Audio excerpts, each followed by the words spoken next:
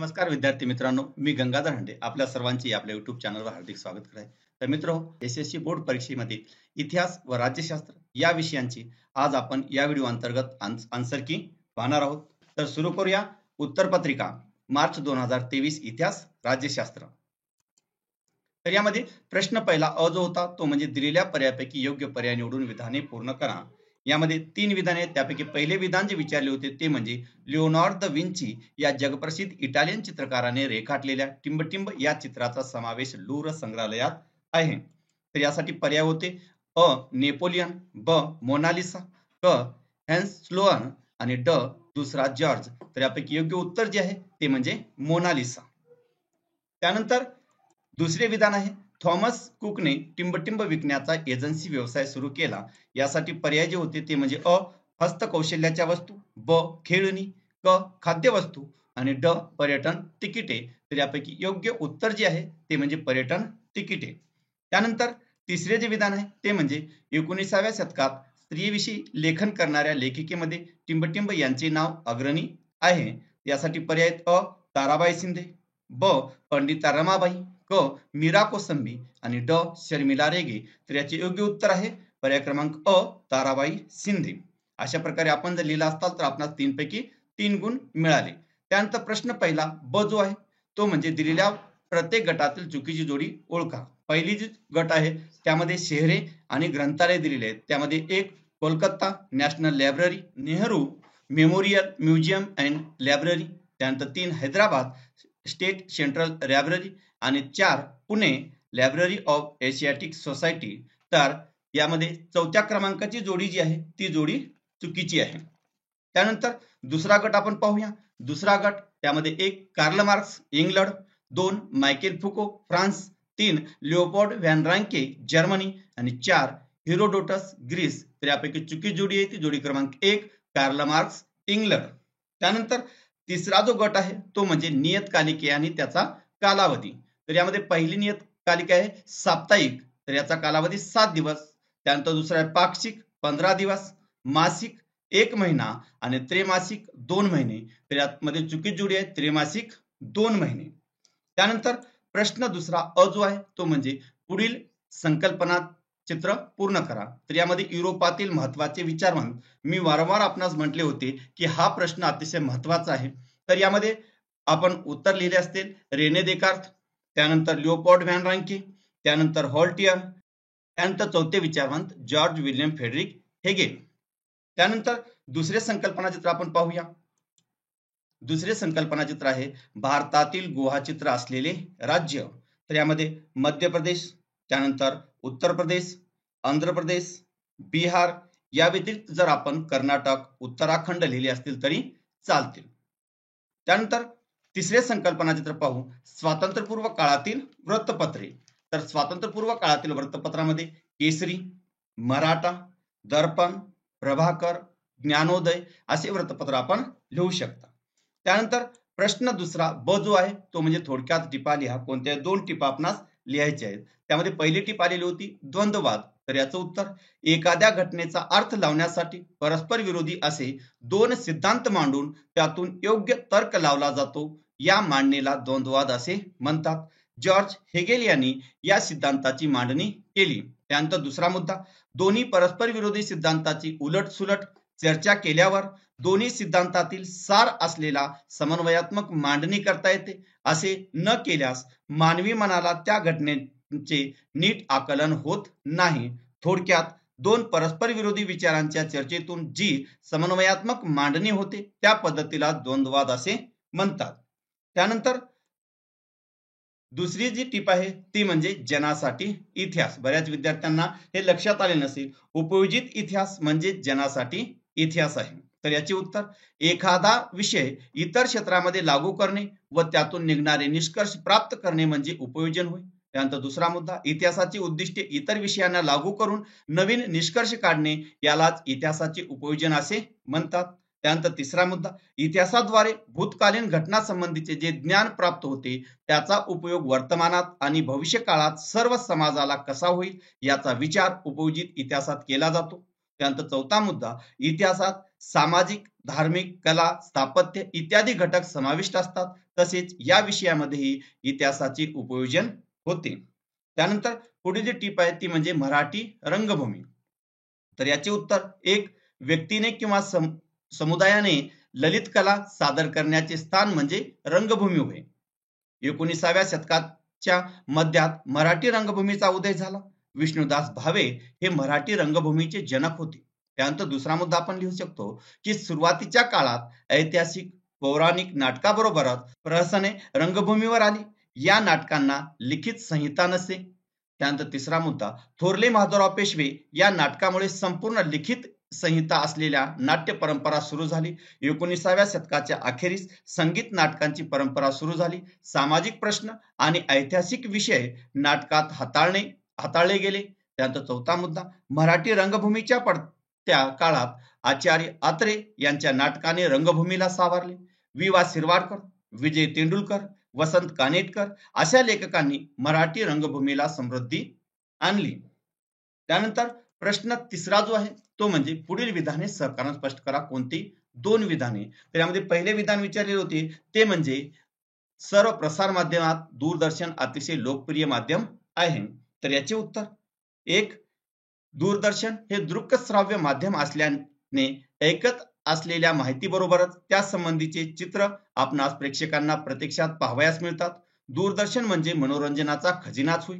त्यानंतर दुसरा मुद्दा, जगातील सर्व घडामोडी दूरदर्शनच्या छोट्या पडद्यावर घरच्या घरी बसून पाहावयास मिळतात. त्यानंतर तिसरा मुद्दा, सामाजिक समस्या, शैक्षणिक आर्थिक चर्चा, राजकीय घडामोडी, चित्रपट, खेळ पाहावयास आपणास मिळतात. त्यानंतर चौथा जो मुद्दा आहे तो म्हणजे खेळाडू, नेते, किल्ले, युद्ध इत्यादी गोष्टीवरील माहितीपट दूरदर्शनवर पाहावयास मिळतात. म्हणून सर्व प्रसार माध्यमामध्ये दूरदर्शन हे अतिशय लोकप्रिय प्रसार माध्यम आहे. त्यानंतर पुढील जे विधान होते ते म्हणजे महाराष्ट्रात संत एकनाथाची भारुडे लोकप्रिय आहेत. तर याचे उत्तर, एक, या भारुडामध्ये नाट्यात्मक होती. त्यानंतर दुसरा मुद्दा, भारुडाच्या विषयात विविधता होती. त्यानंतर तिसरा मुद्दा, विनोदाच्या माध्यमातून लोकांना शिक्षण देण्याचा, उपदेश करण्याचा हा प्रकार लोकांनाही आवडला. आणि चौथा जो मुद्दा आहे तो म्हणजे ही भारुडे चालीवर गायली जात असत, त्यामुळे लोकसंगीताच्या आधारे ती गायली जात असत. व्यवहारातील साध्या साध्या उदाहरणातून आणि विनोदाच्या माध्यमातून रचलेले संत एकनाथाची ही भारुडे म्हणून सर्वांना लोकप्रिय आहेत. त्यानंतर पुढील जे विधान होते ते म्हणजे मेजर ध्यानचंद यांना हॉकीचे जादूगार असे म्हटले जाते. तर याचे उत्तर, एक, मेजर ध्यानचंद हे त्यावेळच्या भारतीय हॉकी संघाचे मुख्य खेळाडू व संघनायक होते. त्यानंतर दुसरा मुद्दा, त्यांनी 1928, 1932 आणि 1936 अशा सलग 3 ऑलिम्पिक स्पर्धेत भारताचे प्रतिनिधित्व करून भारताला हॉकीचे स्वर्ण पदक मिळवून दिले. त्यानंतर तिसरा मुद्दा, 1932च्या ऑलिम्पिक मध्ये त्यांनी अमेरिका व जपान विरुद्ध 25 गोल केले. आणि चौथा जो मुद्दा तो म्हणजे आपल्या संपूर्ण कारकिर्दीत त्यांनी राष्ट्रीय व आंतरराष्ट्रीय स्पर्धेत 400च्या वर गोल केले. म्हणून मेजर ध्यानचंद यांना हॉकीतील या देदीप्यमान कामगिरीमुळे त्यांना हॉकीचे जादूगार असे म्हटले जाते. त्यानंतर प्रश्न चौथा जो आहे तो आपणास 4 गुणांसाठी आहे आणि हा जो उतारा दिलेला आहे या उतार्यावर आपणास 3 प्रश्न विचारलेले आहेत. यामध्ये पहिला जो प्रश्न होता तो म्हणजे प्राचीन ऑलिम्पिक खेळाची स्पर्धा कोणत्या शहरात चालत असे? तर याचे उत्तर, प्राचीन ऑलिम्पिक खेळाची स्पर्धा ऑलिम्पिया या ग्रीस शहरात चालत होती. त्यानंतर दुसरा मुद्दा, खेळ आणि ग्रीक लोक यांचे नाते कोणत्या काळापासून आहे? तर याचे उत्तर, खेळ आणि ग्रीक लोक यांचे नाते प्राचीन काळापासून आहे. आणि त्यानंतर तिसरा जो प्रश्न आहे तो सोमतवर आधारित आहे. हे आपण आपल्या मनाने लिहू शकता. जसे की मी थोडेसे सांगतो, ऑलिम्पिक स्पर्धेविषयी आपले मत मांडा. तर ग्रीक हे छोटे छोटे नगरराज्य होते आणि या नगरराज्यामध्ये ऑलिम्पिक हा खेळ दर 4 वर्षांनी खेळला जात होता. या काळात नगरामध्ये युद्धबंदी होती. ही स्पर्धा शांतीचे जणू प्रतीकच होते. तसेच या स्पर्धेमध्ये विजय मिळवणे हे मानाचे मानले जात होते. अशा प्रकारे आपले सोमत आपण या ऑलिम्पिक खेळाविषयी लिहू शकता. त्यानंतर प्रश्न 5वा जो आहे तो म्हणजे पुढील प्रश्नांची सविस्तर उत्तरे लिहा. कोणते 2 प्रश्न आपणास सोडवायचे आहेत. आणि विशेष म्हणजे मी 2 दिवसापूर्वी जी प्रश्नपत्रिका टाकलेली होती त्यातीलच 4ही प्रश्न आलेले आहेत. त्यामध्ये पहिला जो प्रश्न आहे तो म्हणजे बखर म्हणजे काय सांगून बकरीचे सविस्तर वर्णन आपणास प्रकार लिहायचे आहेत. तर याचे उत्तर बखर या शब्दाचा कोशातील अर्थ आहे हकीकत, बातमी, इतिहास, कथानक, चरित्र. बखर या फारसी शब्दापासून तो बनला असावा. ज्या काळात मराठीवर फारसी भाषेचा प्रभाव होता त्या काळातील मराठीत बखरी लिहिल्या गेल्या. त्यानंतर बखर हा ऐतिहासिक साहित्यातील एक महत्वाचा प्रकार आहे. शूरवीरांची गुणगान, ऐतिहासिक घडामोडी, लढाया, थोर पुरुषांची चरित्रे याविषयी लेखन आपणास बखरीत वाचायस मिळते.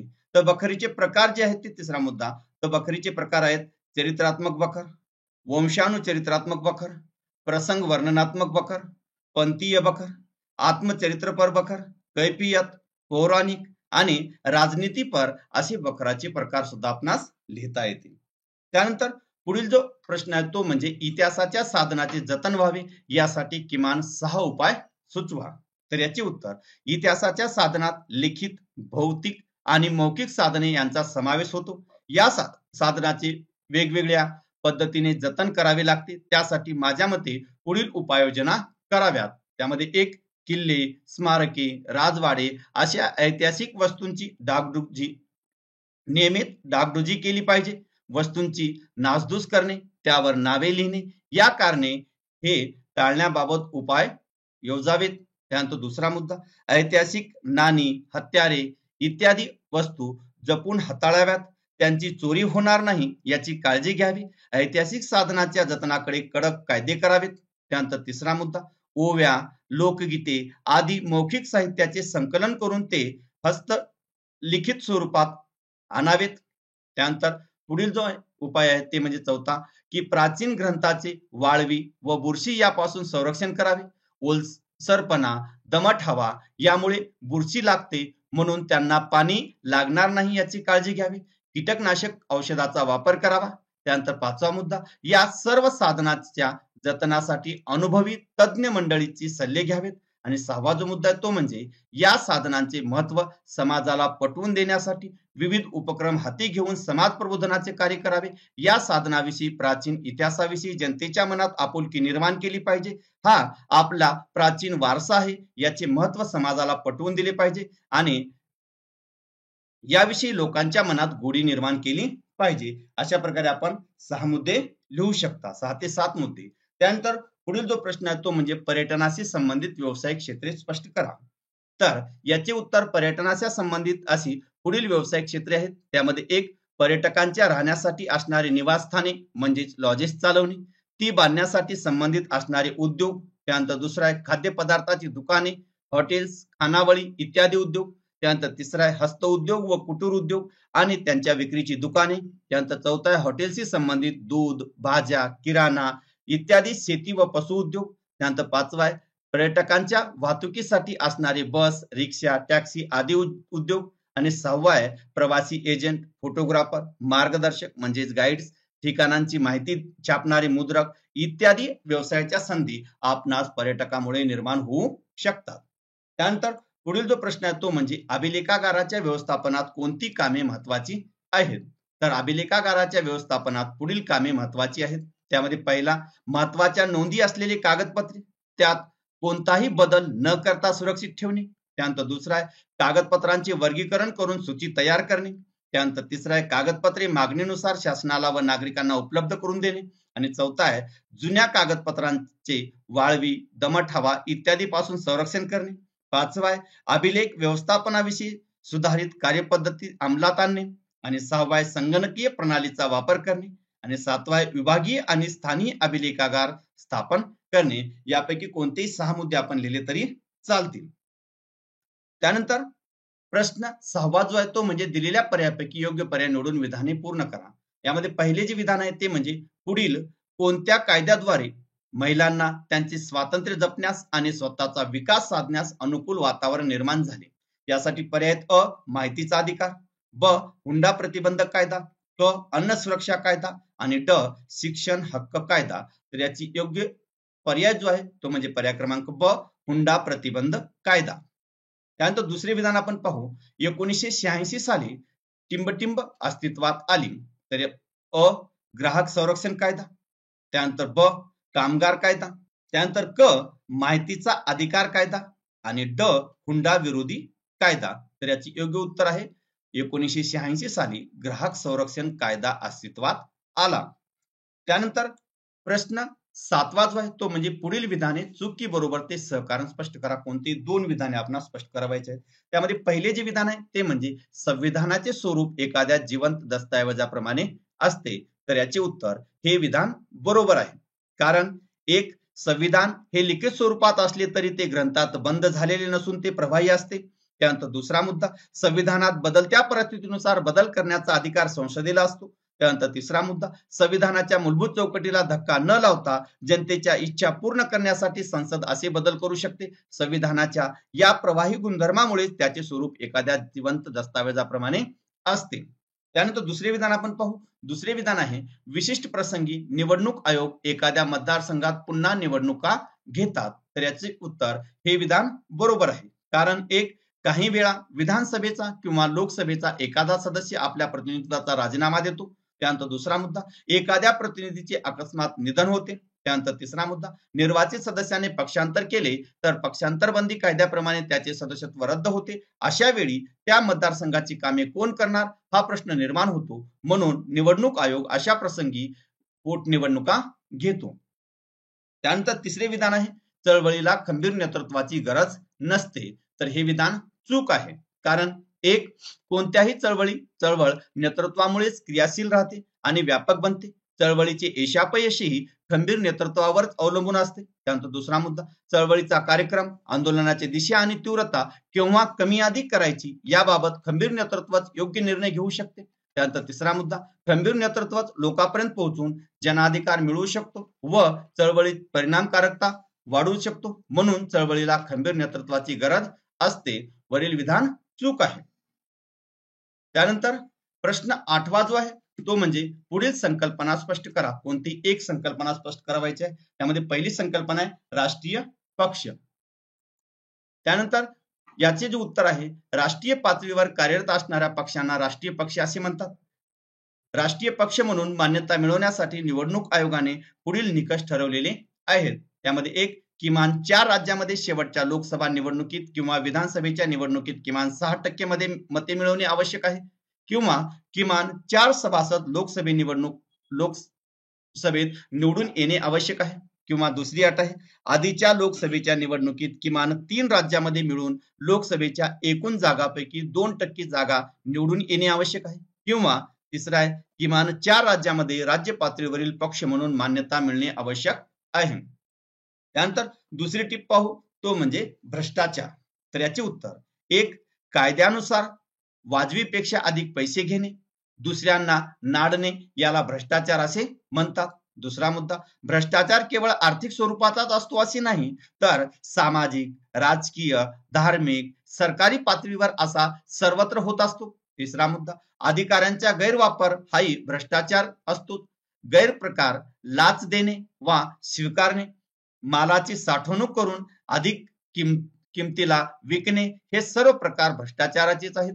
त्यानंतर चौथा मुद्दा, भारतात सार्वजनिक आणि खाजगी क्षेत्रात भ्रष्टाचार ही मोठी समस्या बनली आहे. वाढत्या भ्रष्टाचारामुळे लोकशाहीवरील लोकांचा विश्वास उडू शकतो. त्यानंतर प्रश्न 8वा ब जो आहे तो म्हणजे पुढील संकल्पना चित्र पूर्ण करा. तर भारतातील प्रमुख चळवळी. तर याचे उत्तर आपल्याला 4 चळवळी लिहायचे आहेत. त्यामध्ये शेतकरी चळवळ, त्यानंतर पर्यावरण चळवळ, त्यानंतर आदिवासी चळवळ, त्यानंतर कामगार चळवळ अशा चळवळी आपण लिहू शकता.